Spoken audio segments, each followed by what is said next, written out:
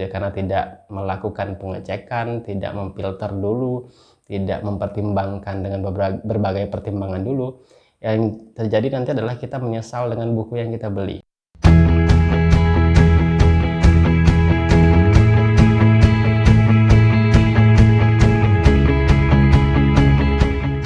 Halo, balik lagi di Ngomongin Buku. Kali ini agak berbeda gitu ya, karena kali ini kita akan coba unboxing paket buku yang baru saja saya beli di salah satu marketplace. Tapi nanti tidak hanya unboxing buku ya, di video kali ini nanti juga saya akan sambil unboxing atau setelah unboxing paket buku ini, saya juga nanti akan share beberapa tips yang bisa kita lakukan agar ketika membeli buku itu kita tidak menyesal dengan buku yang kita beli.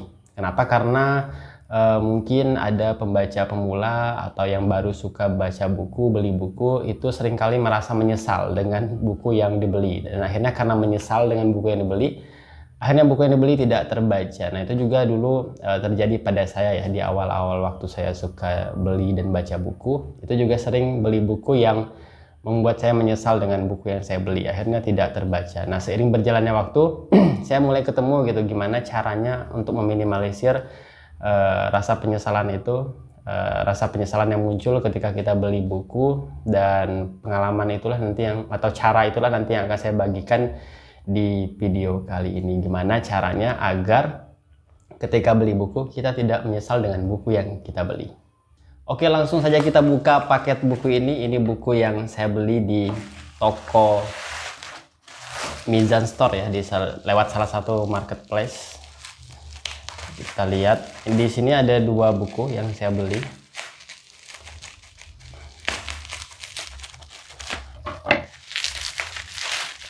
Apa saja buku tersebut? Mari kita coba buka dan coba lihat.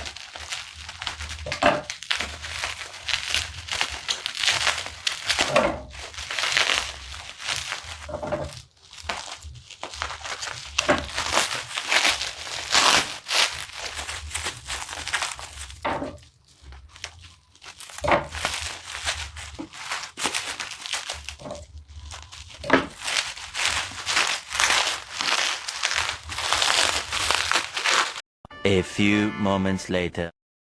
Oke, ini dia dua buku yang saya beli di toko Mizan Store lewat salah satu marketplace. Dua buku itu adalah, yang pertama ada buku yang berjudul Revolusi Glukosa yang ditulis oleh Jesse Inchaspe. Jesse Inchaspe ini adalah seorang ilmuwan biokimia. Biokimia itu ilmu yang menjelaskan atau membahas tentang zat-zat penyusun tubuh makhluk hidup ya. Yang dibahas juga menarik ya, dibahas ini adalah tentang glukosa, sesuatu yang kita konsumsi setiap harinya, dan di sini jelaskan bagaimana bahayanya ketika kita mengkonsumsi gula atau glukosa ini berlebih, dan kalau kita mau menguranginya caranya seperti apa. Nah, ini dibahas di buku Revolusi Glukosa. Dan kemudian yang kedua ada buku ini yang saya beli ya. Oke.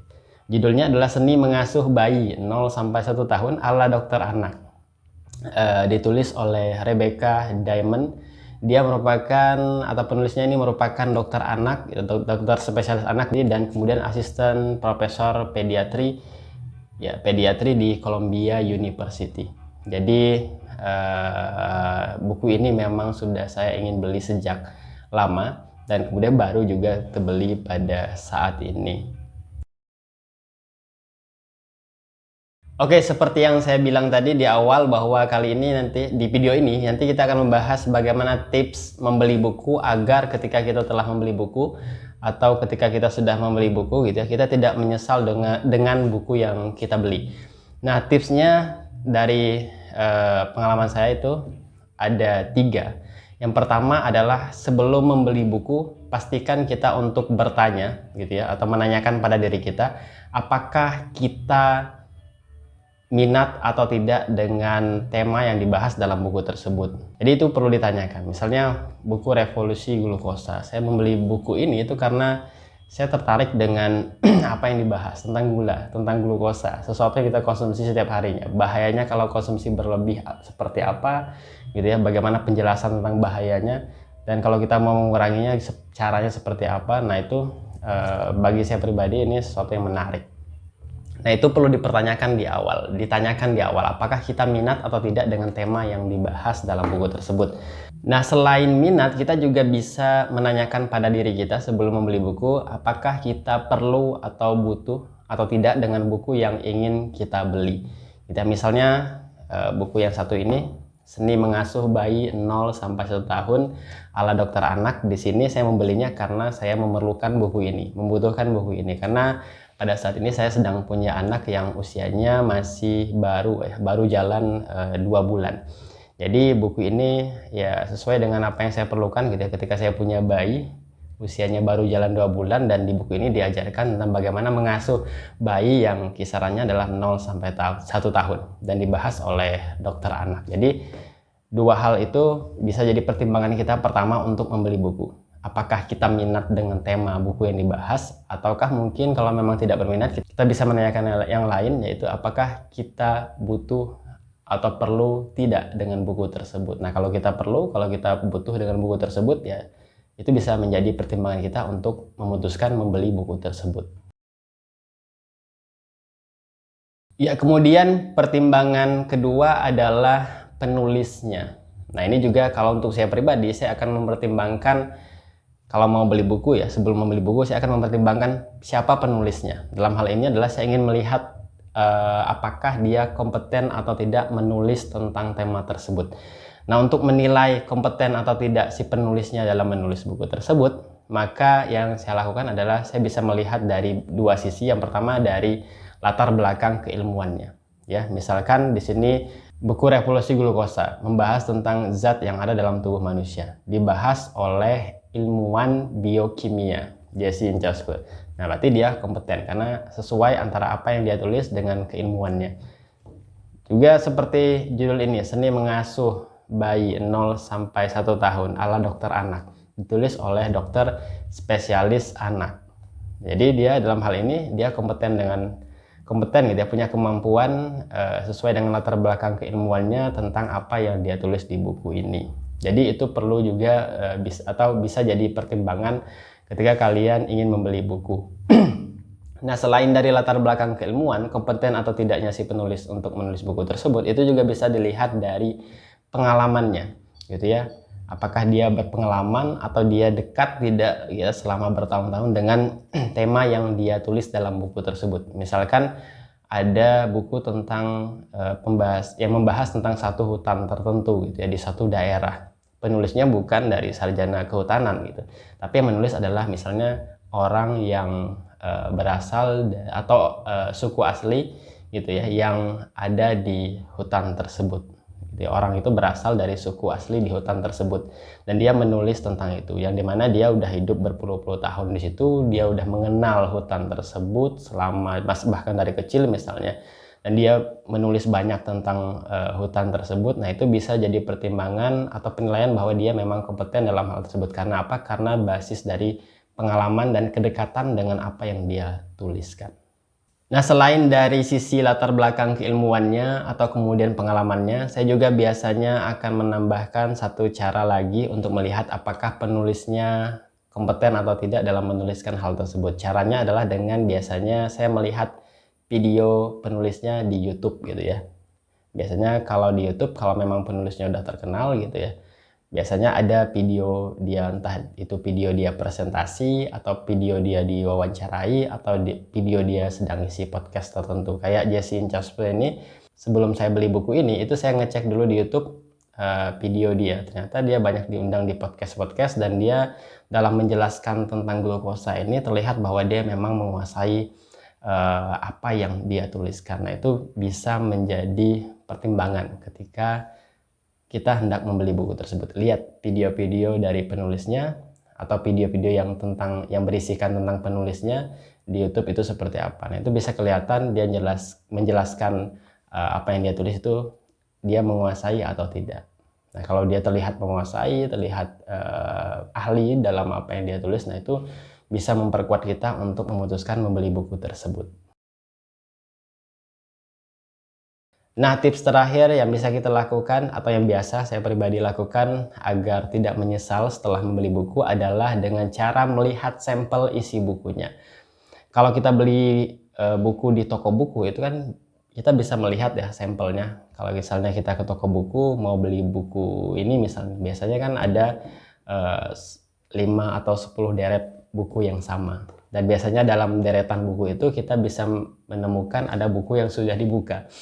Nah, itu nggak tahu siapa yang buka. Yang jelas itu bisa jadi bahan pertimbangan kita. Kita bisa buka buku tersebut, kemudian kita lihat isinya seperti apa, baca 1, 2, 3 halaman. Nah, dari bacaan tersebut kita bisa menyimpulkan kira-kira bukunya bagus atau tidak, layak atau tidak untuk kita beli. Tapi yang menjadi masalah adalah saat ini kan kita tidak hanya membeli buku itu di toko buku ya. Kadang-kadang kita juga beli lewat online. Nah, seperti ini saya pesannya atau belinya secara online. Jadi untuk melihat sampel isi bukunya, yang saya lakukan adalah saya akan terlebih dulu ngecek di Play Store buku yang ingin saya beli kalau belinya secara online, karena kan ini untuk memastikan isi bukunya sesuai tidak dengan keinginan kita. Nah, kalau saya pribadi saya akan ngecek di Play Store. Di Play Store itu nanti ada bagian pojok bawah itu buku. Nah, itu klik aja, kemudian nanti di atas ada kolom pencarian. Ketik di kolom pencariannya, bisa ketik nama atau judul bukunya. Nanti biasanya akan muncul buku yang ada, karena memang hari ini beberapa penerbit, tidak semua tapi ya, itu biasanya selain mencetak buku fisik, mereka juga akan mencetak buku elektronik atau e-booknya. Jadi kalau sudah dicetak versi e-book itu biasanya juga gitu ya, para penerbit akan memberi sampel buku tersebut. Ada yang ngasih 10 halaman, ada yang ngasih sampel belasan halaman, bahkan ada yang ngasih sampel itu sampai 1 bab lebih dari buku yang dia jual di Play Store. Nah, dari situ kita bisa ngecek atau buka saja isi dari buku yang ingin kita beli. Kita lihat isinya seperti apa. Kalau kita merasa cocok dengan kita, buku yang kita beli itu, nanti berarti kita bisa pesan lewat online. Bisa saja pesan e-booknya atau bisa pesan buku fisiknya. Yang jelas dengan cara itu kita bisa melihat sampel isi bukunya seperti apa. Nah, tapi tidak semua gitu ya penerbit menerbitkan versi e-booknya. Jadi kalau yang tidak ketemu di Play Store, nanti bisa cari di mana saja. Sekarang udah zamannya canggih ya. Ada internet, kalian bisa cari di media sosial, itu bisa digunakan lewat hashtag gitu ya. Misalnya kita mau cari sampel isi buku Revolusi Glukosa, nanti tinggal di Instagram ketik aja hashtag gitu ya, Revolusi Glukosa. Biasanya ada orang-orang yang sudah baca buku ini, kemudian mereka posting isi-isi buku tersebut. Nah, itu juga biasa cara yang saya lakukan kalau tidak ketemu di Play Store, atau mungkin di media sosial lainnya, atau di internet, atau di website. Nah, itu silakan cari saja. Yang jelas ini cara yang bisa kita lakukan agar kita tidak menyesal gitu ya, agar kita tidak beli buku itu seperti beli kucing dalam karung. Jadi kita udah juga harus memastikan untuk tahu isinya seperti apa. Jadi jangan hanya beli dari covernya atau dari judulnya, tapi juga kita usahakan untuk bisa melihat isinya, contoh isinya seperti apa, biar kita tidak menyesal setelah membeli buku tersebut. Nah, itu dia tadi 3 tips, 3 cara yang bisa kita lakukan agar kita tidak menyesal setelah membeli buku gitu ya. Dan kenapa ini penting? Karena kalau kita bisa meminimalisir, mengurangi penyesalan kita setelah membeli buku, maka kita nanti akan presentasi untuk menyelesaikan buku tersebut atau membacanya sampai selesai itu juga akan lebih tinggi. Sehingga kalau kita membeli buku yang sesuai dengan keinginan kita, ya, isinya juga sesuai dengan keinginan kita, maka besar kemungkinan kita akan menyelesaikan buku tersebut. Dan kalau kita sudah menyelesaikan 1, 2, 3 buku, kita mampu menyelesaikannya sampai tuntas, dan itu bisa memunculkan atau menambah gitu ya, meningkatkan minat dan motivasi kita dalam membaca buku. Tapi kalau kita beli buku yang ada adalah penyesalan terus gitu ya, karena tidak melakukan pengecekan, tidak memfilter dulu, tidak mempertimbangkan dengan berbagai pertimbangan dulu, yang terjadi nanti adalah kita menyesal dengan buku yang kita beli. Dan ketika sudah menyesal gitu ya, kita tidak menyelesaikannya sampai tuntas buku tersebut. Dan ketika 1, 2, 3, 4 sampai belasan atau bahkan puluhan buku kita tidak menyelesaikannya, itu malah nanti memunculkan rasa trauma dan rasa tidak suka kita dengan buku. Jadi penting untuk memastikan bahwa buku yang kita beli adalah buku yang benar-benar kita sukai dengan beberapa pertimbangan tadi. Oke, itu saja ngomongin buku kali ini. Kalau kalian punya tips lainnya tentang bagaimana caranya membeli buku atau memilih buku agar tidak menyesal setelah membeli buku, kalian bisa komen di bawah. Siapa tahu itu nanti bisa jadi bahan masukan juga buat saya ketika membeli buku, atau bahan masukan buat teman-teman yang lain yang ingin beli buku agar mereka ketika beli buku mereka tidak menyesal gitu ya, setelah membeli buku. Itu saja ngomongin buku kali ini. Sampai jumpa lagi di ngomongin buku berikutnya. Terima kasih.